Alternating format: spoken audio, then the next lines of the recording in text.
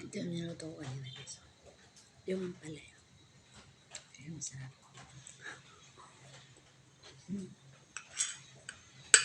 Sarap. Sarap.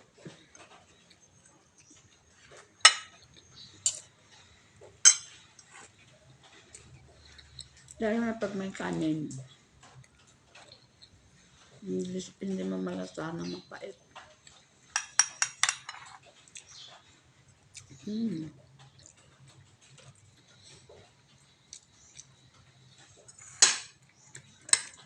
Sarap pala.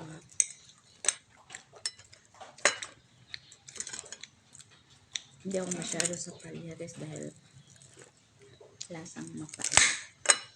Pero ito, hindi eh. Hindi mo malasahan ng mapait guys. Kaya,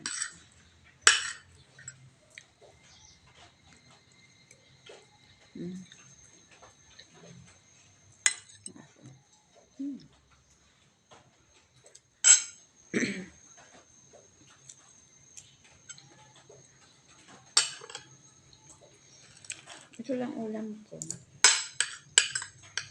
Then,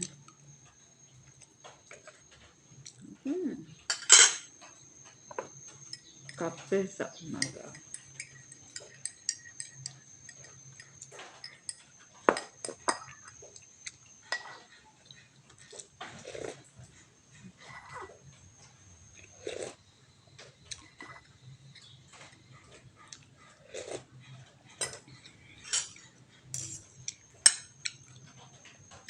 Alam mo guys, sa tingin ko mas masarap siya sa mga pag may party. Maganda siya tingnan pag iserve mo na.